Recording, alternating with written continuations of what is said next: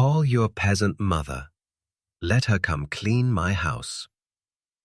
Anya smoothed the lace collar of her simple dress for the third time. It wasn't expensive. It wasn't fashionable. It wasn't the kind of dress women wore to private clubs or upscale dinner parties. But it was clean, neat, and chosen with care. She had ironed it herself that morning, hanging it by the window and staring at it for a long time, as if it could somehow protect her. Tonight, she and Igor were going to dinner at his mother's apartment. Again. Every visit to Margarita Viktorovna's home felt like walking into an exam she had never been allowed to study for. There were rules no one explained, expectations no one voiced directly, and traps hidden in ordinary conversation. A fork placed wrong, a hesitation at the table, the wrong word, the wrong laugh, the wrong dress. Any of it could become ammunition. Igor noticed the tension in her shoulders and reached for her hand. "Don't worry," he said softly. "It'll be fine." Anya looked at him and tried to smile, but even he didn't sound convinced. That was the hardest part about loving Igor. He was kind. He was gentle. He truly loved her. Of that she had no doubt. But the moment his mother entered the room, some part of him became smaller, softer, less certain, as if he had spent his whole life learning not to challenge her, and now didn't know how. "I'm not worried," Anya lied. Igor squeezed her fingers. "She's in one of those moods lately," he murmured. "Just try not to take it to heart." Anya turned her face toward the window as the city lights slid past. Try not to take it to heart. As if cruelty became harmless if spoken in a polished apartment over expensive porcelain. As if humiliation hurt less when it arrived wearing perfume. Margarita Viktorovna lived in a spacious apartment in one of the most prestigious parts of the city. The building itself seemed designed to intimidate anyone approaching it. Marble entrance, brass railings, a doorman who knew the residents by name. Fresh flowers in the lobby changed twice a week. The first time Anya had stepped into that building, she had felt as though she'd somehow wandered into the wrong life. She had grown up in the countryside, in a village where people greeted one another over fences, where gardens mattered more than curtains, where winter meant chopping wood, and summer meant waking before sunrise to help in the fields. Their house had never been rich, but it had always been clean and full of warmth. Her mother believed in honest work, strong tea, and speaking to people with dignity, no matter who they were. Here, dignity seemed to be measured differently, in square footage, in accent, in cutlery, in silence. They entered the apartment, and the familiar scent of expensive candles and polished wood greeted them before Margarita Viktorovna did. She was standing in the living room, elegantly dressed, even for a private dinner in her own home.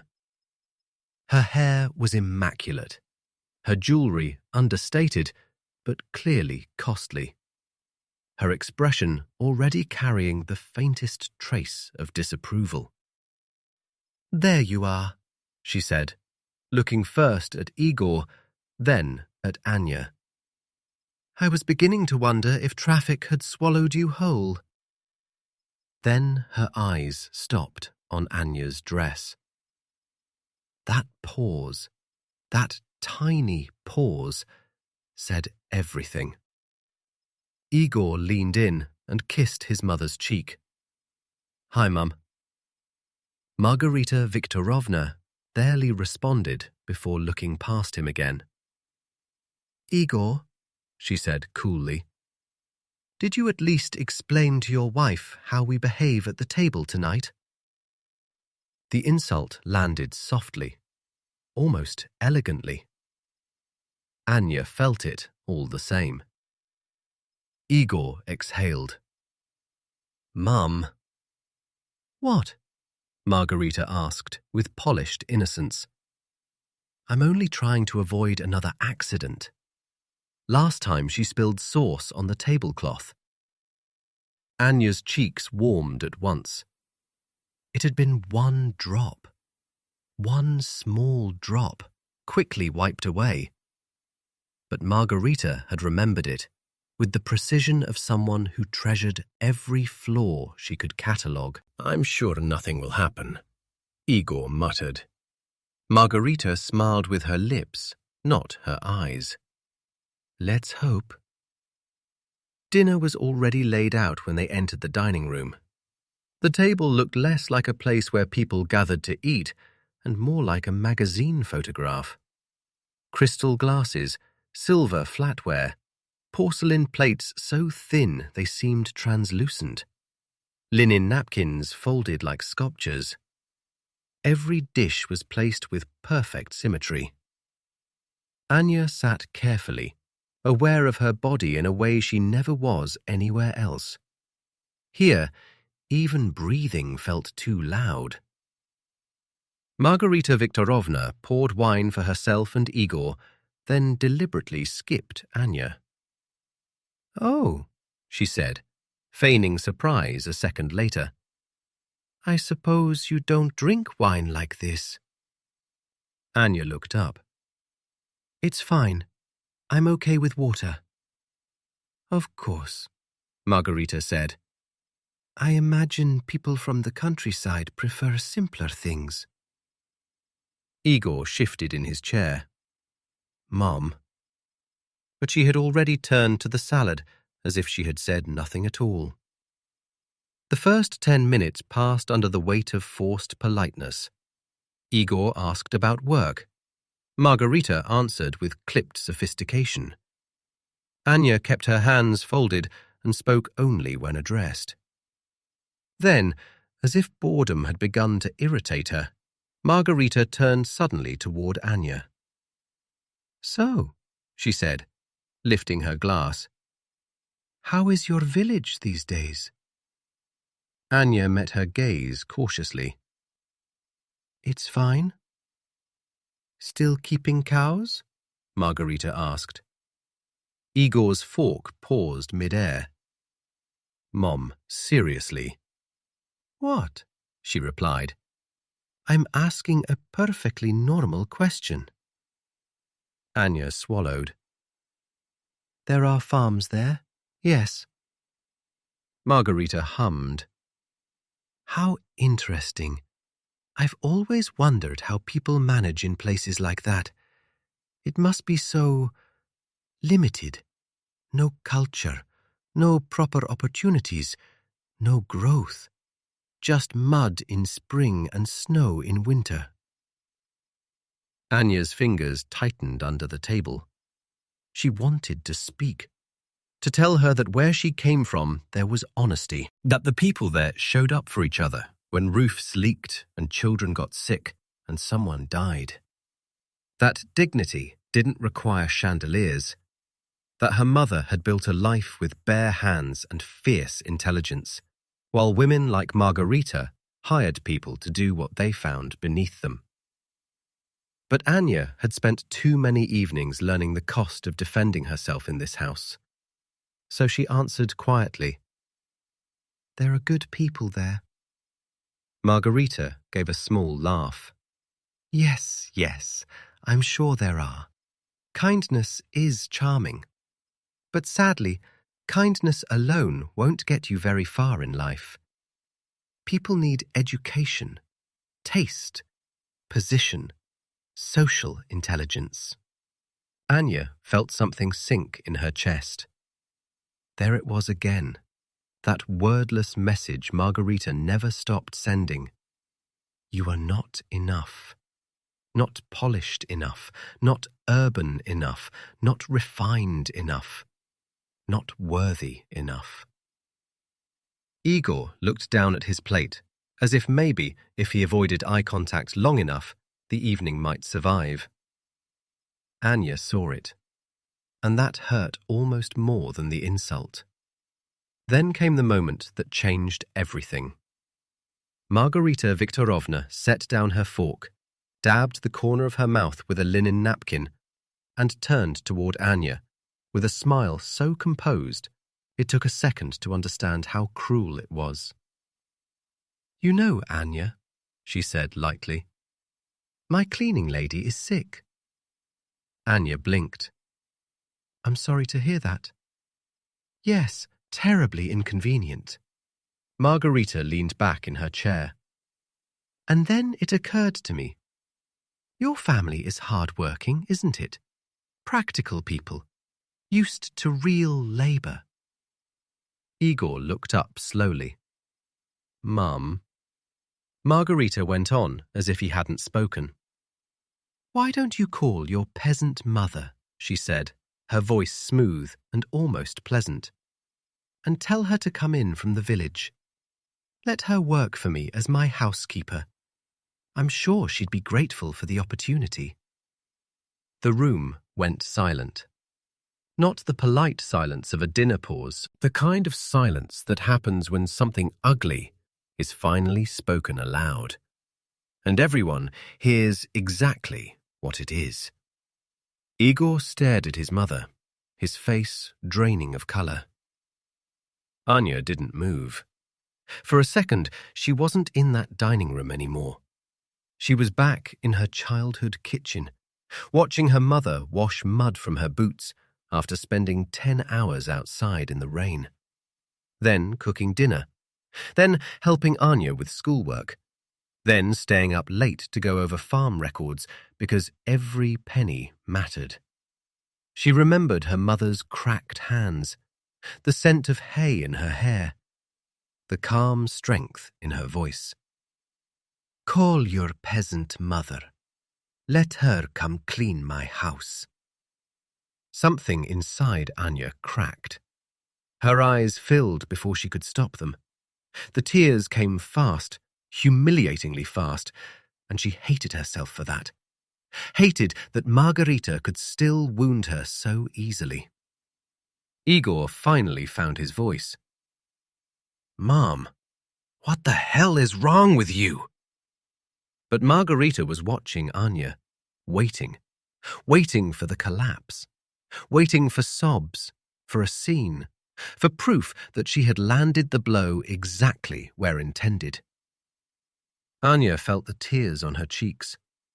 Then, very slowly, she wiped them away. She lifted her chin, looked Margarita directly in the eyes, and said, in a voice so calm it startled even her, "All right, I'll call her." This time, it was Margarita who froze. She had expected pain. She had expected outrage. She had expected tears and retreat. She had not expected composure. Igor looked from his mother to his wife, stunned. Dinner ended in a silence so thick it seemed to have substance. Anya barely touched another bite. Igor tried twice to say something neutral and failed. Margarita said nothing more at all. For the first time in a long time, she seemed uncertain. And that uncertainty was enough to keep Anya standing. The ride home was quiet. Not angry quiet. Broken quiet. The city outside the car windows looked cold and distant. Igor drove with both hands clenched on the wheel. Finally, he said, "Anya?" She didn't answer. "I'm sorry." Still nothing. I should have said more. At that, Anya turned. "Should have?"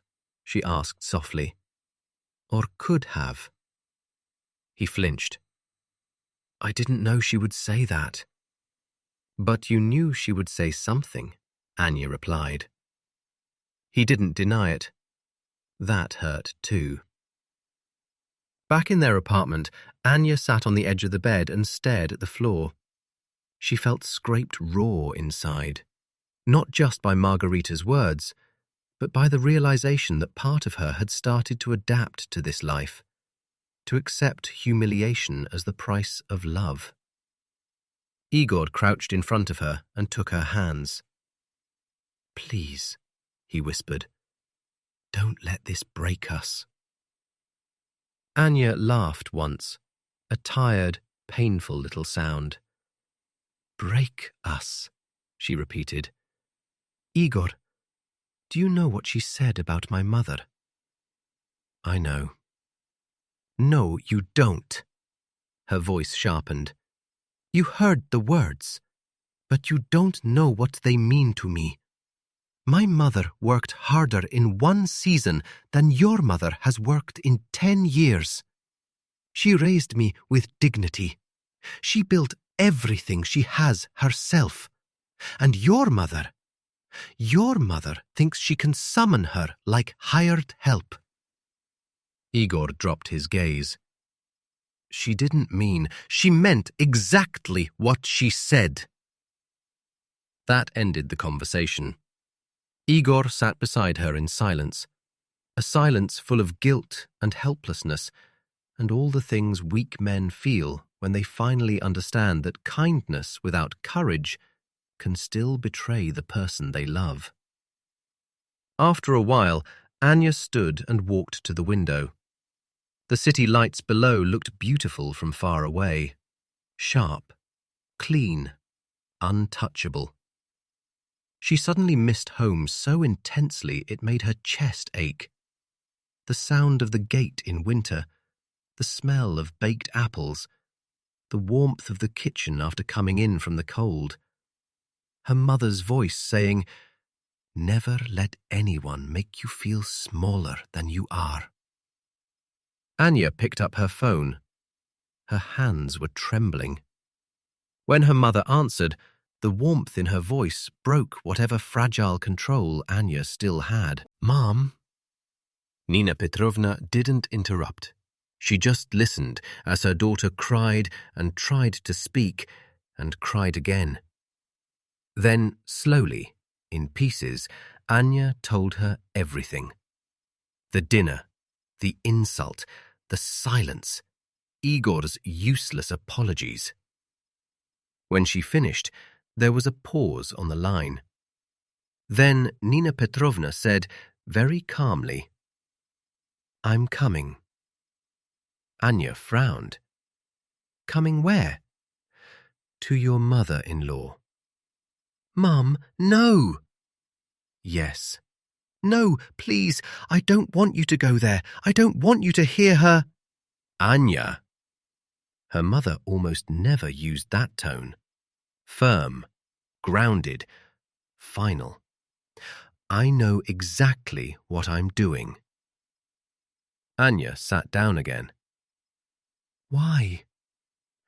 "You'll understand tomorrow." "Mom." "Trust me." There was such quiet power in her mother's voice that Anya found herself nodding, even though Nina couldn't see her.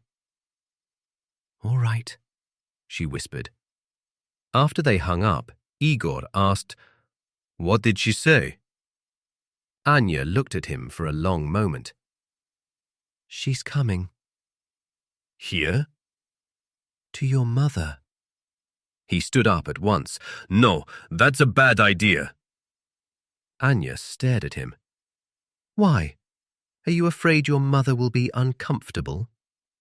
"That's not what I mean." "Then what do you mean?" Igor ran a hand through his hair. "It'll be awkward." Anya almost smiled. Awkward. As if that word could contain what had happened. "Let it be awkward," she said. "For once." The next morning, Margarita Viktorovna was in excellent spirits. She didn't say so, of course. She would never admit to feeling triumphant over something so vulgar. But there was a certain bright tension in the way she moved around the apartment, in how often she checked the time, in the little anticipatory lift at the corners of her mouth. She had pictured the woman already, the mother, a tired village widow in a faded coat and old boots, headscarf tied under her chin, hands rough, eyes lowered, grateful for money, grateful for permission to enter. Margarita had not slept well, but not from guilt, from anticipation. She poured coffee into her favorite porcelain cup and imagined the scene. It pleased her.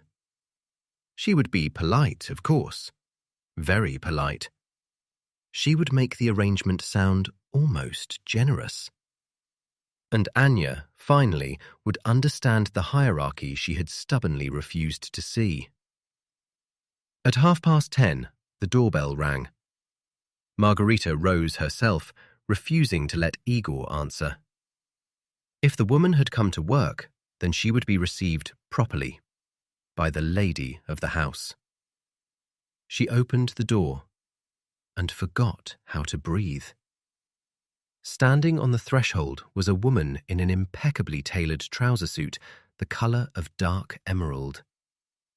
Her coat was wool, expensive, perfectly cut. Her hair was styled with effortless precision. Her manicure was elegant and understated. Sunglasses rested lightly in one hand, and behind her, in the driveway below, a black luxury SUV idled quietly. The woman looked at Margarita with composed intelligence. "Good morning," she said. Margarita blinked. The woman offered the faintest smile. "I'm Nina Petrovna," she said. "Anya's mother." Everything inside Margarita seemed to drop at once. "What?" Nina Petrovna tilted her head very slightly. "You did invite me, didn't you?" By then, Igor and Anya had come into the hallway. Anya's eyes went instantly to her mother and softened with relief. Igor, meanwhile, looked genuinely stunned. He had known Anya was from a village. He had known her mother ran some sort of farm. He had not known this. Not this level of confidence. Not this level of wealth. Not this presence. Margarita stepped back automatically. "Please, come in." Nina Petrovna entered as though she had all the time in the world. She handed her coat to Igor without ceremony, glanced around the apartment once and said, "Lovely home." Then, after the smallest pause, added, "Though I do prefer the countryside. The air is cleaner, and people tend to be kinder." Igor had to hide a smile. Margarita heard the line for what it was, perfectly polished retaliation, and felt heat rise in her face. "Would you like coffee?" Igor asked quickly. "Thank you, no," said Nina. "I brought my own herbal tea. We grow the blend ourselves." She removed a small, beautifully wrapped packet from her handbag and handed it to Anya. "Would you make some, darling?" Anya took it with shining eyes. "Of course." As she walked toward the kitchen, she felt something she had not felt in Margarita's apartment before. Not fear. Power. Not borrowed. Inherited. They sat in the living room. Margarita perched upright, all elegance and strain. Igor stood by the mantel, unsure whether to stay or disappear. Nina Petrovna crossed one leg over the other and placed her handbag beside her as if this were a perfectly ordinary visit between equals, which, of course, was exactly what Margarita hated. At last, Nina spoke. I didn't come here to make a scene, she said. Margarita said nothing. I came because my daughter called me in tears, and because no one speaks to her the way you did. The words were not loud. They didn't need to be. Margarita straightened. I think perhaps there has been some misunderstanding. Nina looked at her steadily. Was there? Margarita opened her mouth, then closed it. You suggested I come here and clean your house, Nina continued, because I'm from the village. Because in your mind, that made me suitable. Margarita folded her hands tightly. I was upset. No, Nina said gently. You were revealing yourself. That landed. Igor looked down. Margarita's voice stiffened. You need to understand. I only want what's best for my son. Nina nodded once. So do I, for my daughter. They held one another's gaze. Then Nina leaned back and said, Let me introduce myself properly. I own and operate a large agricultural business. We supply produce, dairy, and specialty goods to several regions. I employ over 100 people in peak season. My husband handles logistics. I handle contracts, staffing, development, and exports. Margarita stared. Nina's tone never changed. I mention this not because I need your approval, she said, but because you seem to confuse geography with intelligence. Anya came in quietly with the tea tray. She placed the cups down and sat beside her mother. Nina took her hand. My daughter, she said, was raised to work, to study, to stand on her own feet, and to respect herself. She may not speak like your friends.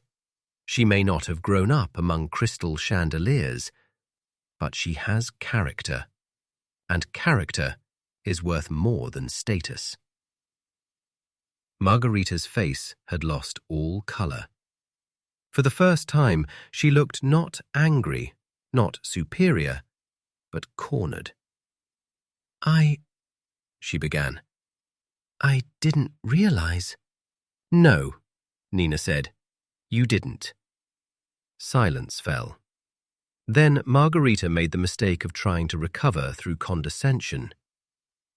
Well, she said faintly, regardless of business success, Anya is still very inexperienced in certain domestic matters. Anya actually laughed. Softly, not mockingly, just in disbelief. Margarita turned. Excuse me?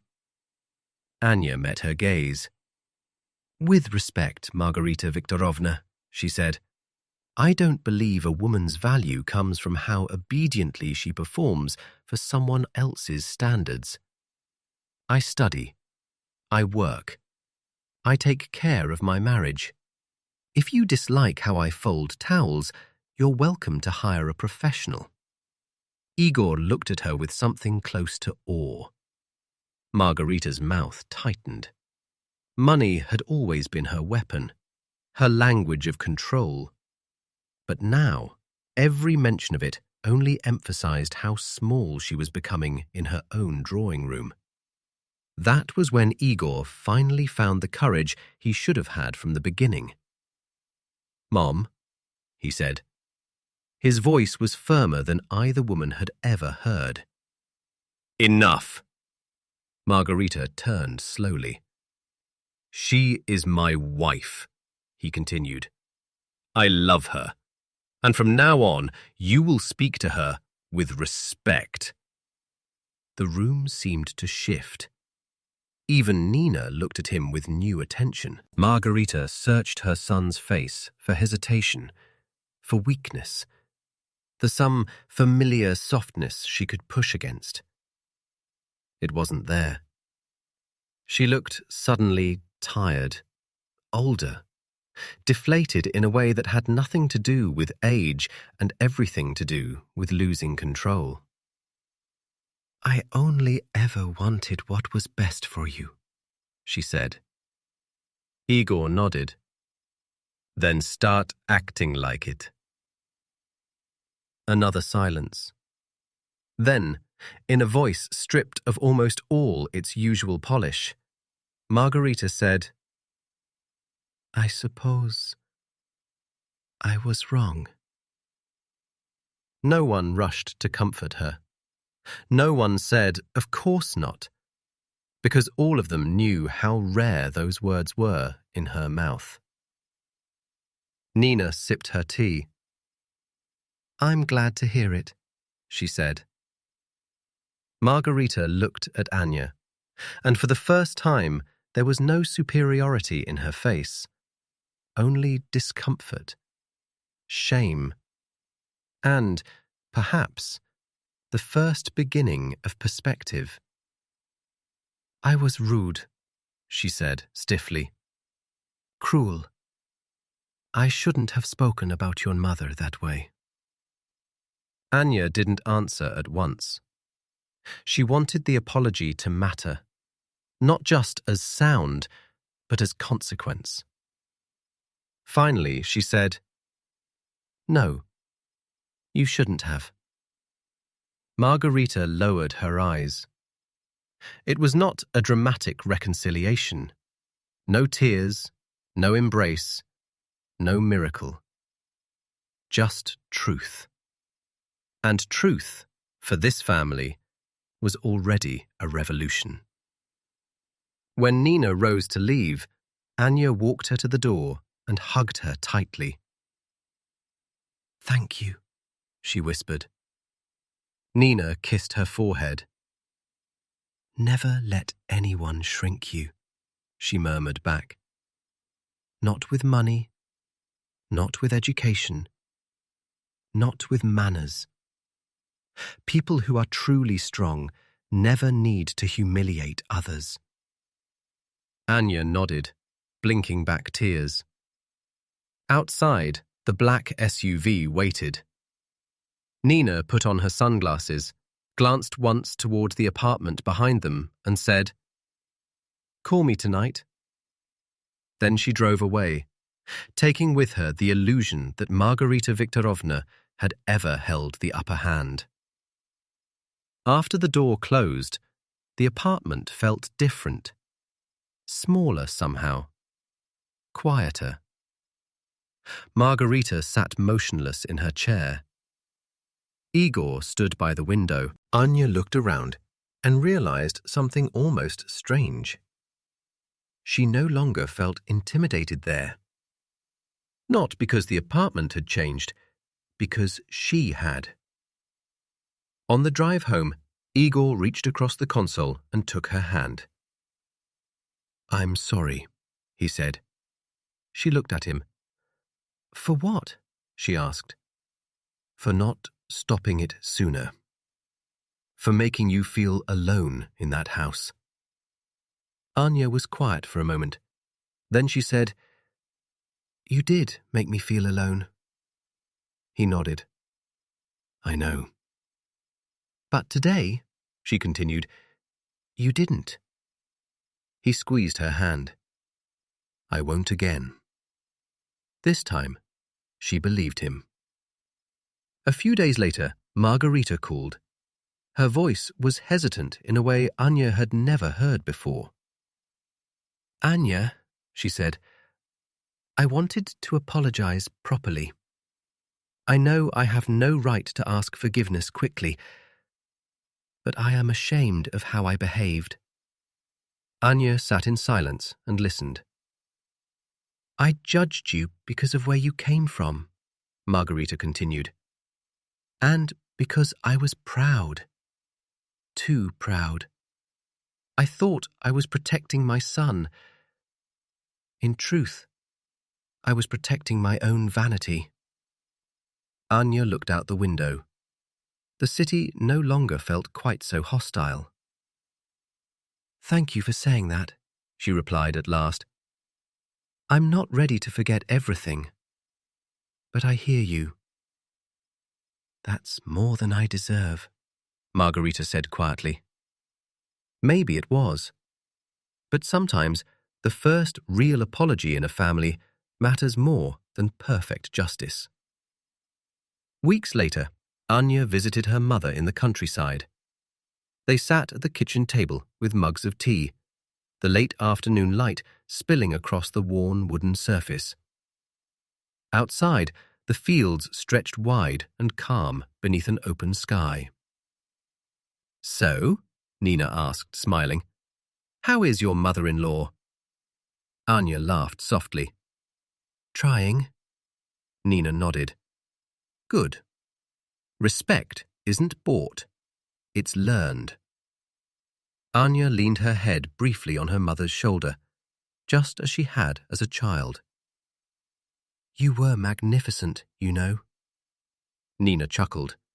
"No, I was simply your mother."